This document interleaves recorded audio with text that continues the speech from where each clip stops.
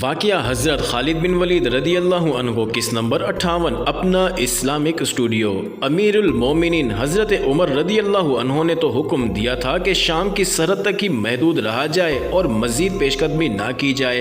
ابو عبیدہ اور خالد بن ولید جیسے جوشیلے اور تاریخ ساز سپہ سالاروں نے بھی امیر المومنین کا یہ حکم دانشمندانہ اور وقت کی ضرورت کے عین مطابق سمجھا تھا۔ انہیں احساس تھا کہ مفتوحہ علاقے وسیع و عریض ہیں اور ان کے نظم و نسق کو رواں اور پر اثر کرنا نہایت ضروری ہے۔ یہ کوئی دانشمندی نہیں کہ فتح کرتے چلے جاؤ، آگے بڑھتے جاؤ اور مفتوحہ لوگوں کو فراموش کرتے جاؤ۔ وہ باغی بھی ہو سکتے ہیں اور ایک دوسرے کو لوٹنے بھی لگتے ہیں۔ تمام سالار امیر المومنین کے حکم کو پسند کر رہے تھے، لیکن ایک سالار ایسا تھا جس کے خون کا ابال ٹھنڈا ہو ہی نہیں رہا تھا۔ یہ تھے سالار عمرو بن عاص۔ شام کی فتح کے جشن میں تو وہ دل و جان سے شامل تھے۔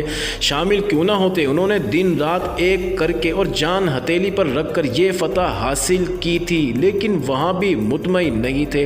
جس وقت حلب میں سپہ سالار ابو عبیدہ پہنچے تھے اور انہوں نے مجاہدین سے خطاب، اس وقت عمرو بن عاص کسی اور شہر میں تھے۔ وہ جہاں کہیں بھی تھے اپنی بے چینی اور اپنی بے قراری چھپا نہ سکے۔ انہوں نے صاف الفاظ میں امیر المومنین کے حکم کو غیر دانشمندانہ بھی کہہ دیا۔ کچھ دنوں بعد ان کی یہ بے چینی اور احتجاجی باتیں سپہ سالار ابو عبیدہ تک پہنچ گئی۔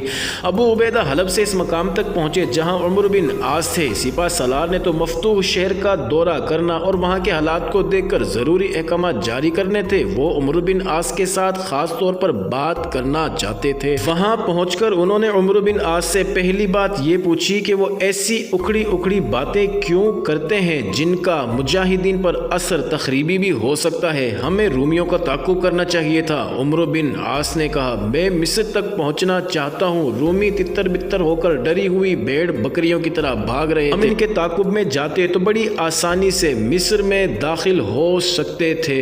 میں حیران ہوں ابن عاص۔ سپہ سالار ابو عبیدہ نے کہا، کیا تو اتنی جلدی بھول گیا کہ عیسائی قبائل نے صرف اس لیے ہر شہر میں بغاوت پیدا کر دی تھی کہ وہاں ہماری نفری بہت تھوڑی تھی؟ یہ تو اللہ کا خاص کرم ہے کہ ہم نے ہر جگہ بغاوت فروغ کر لی ہے، لیکن ذرا سوچ، ہمارے لشکر اس ملک سے نکل کر آگے جائیں تو پھر پیچھے بغاوت ہو جائے گی۔ مستند مورخوں کی لکھی ہوئی تاریخ گواہی دیتی ہے کہ عمرو بن عاص عام سطح کے سالار نہیں تھے، نہ ان کی سوچ سطحی اور جذباتی تھی۔ مصر کو سلطنت اسلامیہ میں شامل کرنا ان کا ایک عزم تھا، اور عزم بھی ایسا جیسے اللہ تعالیٰ نے انہیں اسی کام کے لیے ہی پیدا کیا ہو۔ فتح مصر تو ان کے لیے ایک جنون اور ایک خبت ایک بن گیا تھا جس سے امیر المومنین حضرت عمر پوری طرح واقف تھے۔ یہاں ضروری معلوم ہوتا ہے کہ بیان کر دیا جائے عمرو بن عاص کے مصر کے متعلق ارادے کیا تھے اور امیر المومنین کے ساتھ ان کی کیا اور کب باتیں ہوئی تھی۔ کچھ ہی عرصہ پہلے جب فلسطین میں رومیوں کے خلاف جنگ ہو رہی تھی تو حضرت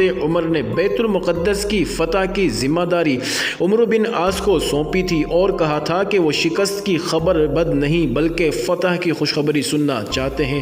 اللہ امیر المومنین کو فتح کی خوشخبری سنائے گا۔ عمر بن عاص نے تاریخی الفاظ کہے تھے۔ ناظرین، اس وقت بیت المقدس میں رومیوں کا ایک بڑا ہی مشہور جرنیل موجود تھا جس کا نام اطرابون تھا۔ اس جرنیل کی جنگی فہم و فراست اور دشمن کو دھوکہ دینے کے لیے مکاریاں اور چال بازیاں اتنی زیادہ تھیں کہ تاریخ کے مطابق ہرکل بھی کبھی بھی اس کے آگے سر جھکا دیتا تھا۔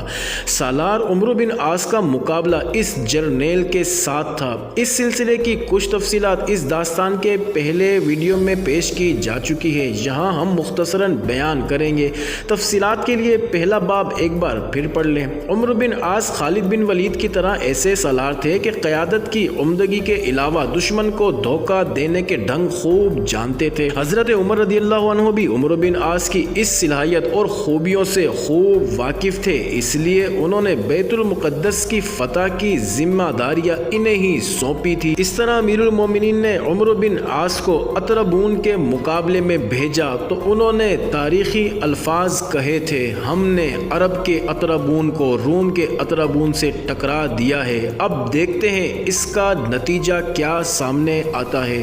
حضرت عمر اطرابون کی جنگی چالوں سے واقف تھے اور جانتے تھے کہ وہ میدان جنگ میں لومڑی جیسی مکاری اور چالاکی کو اس طرح استعمال کرتا ہے کہ اس کا دشمن چکرا جاتا اور سمجھ نہیں پاتا کہ کیا ہوا ہے، کیا کرنا چاہیے تاکہ دشمن دھوکے میں مارا جاتا ہے۔ امیر المومنین یہ بھی جانتے تھے کہ یہی اوصاف اور یہی صلاحیتیں عمرو بن عاص میں بھی ہیں۔ عمرو بن عاص بیت المقدس کی طرف بڑھے تو انہوں نے دیکھا کہ اطربون اپنی فوج کے ساتھ اجنادین کی طرف جا رہا تھا۔ اجنادین اور بیت المقدس میں فاصلہ کچھ زیادہ نہیں تھا۔ عمرو بن عاص نے اطربون کی فوج دیکھی اور پھر اپنا لشکر دیکھا تو احساس ہوا کہ انہیں کمک کی شدید ضرورت ہے، ورنہ ان کے سامنے اپنی کم نفری ٹھہر نہیں سکے گی۔ حضرت عمر نے اطلاع ملتے ہی فوراً کمک بھیج دی اور عمرو بن عاص اجنادین اور بیت المقدس کے قریب جا خیمہ زن ہوئے۔ فوجی حملے سے پہلے انہوں نے یہ ترکیب سوچی کہ ان پر نفسیاتی حملہ کیا جائے، جس کا طریقہ انہوں نے اختیار یہ کیا کہ آپ نے 2 ایلچی اطربون کی طرف اس پیغام کے ساتھ بھیجے کہ وہ صلح کا معاہدہ کرنا چاہتے ہیں، لیکن یہ ایلچی دراصل جاسوس تھے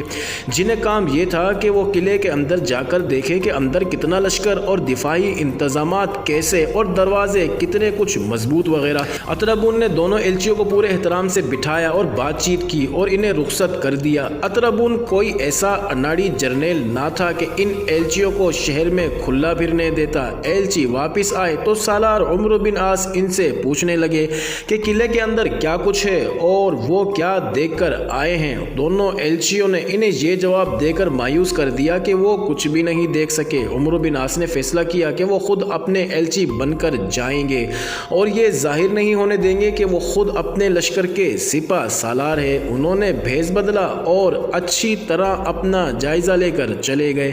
اطربون نے ان کا استقبال بھی عزت و احترام سے کیا۔ عمرو بن عاص نے یہ ظاہر کیا کہ وہ اپنے سپہ سالار عمرو بن عاص کے ایلچی ہیں اور سپہ سالار نے انہیں اس لیے بھیجا ہے کہ پہلے 2 ایلچی صلح کے معاہدے کی بات ٹھیک طرح نہیں کر سکے اور اب وہ مزید ہدایت لے کر آئے ہیں۔ معزز ناظرین، جاری ہے اگلی ویڈیو قسط نمبر 59 میں دیکھنا مت بھولیے گا۔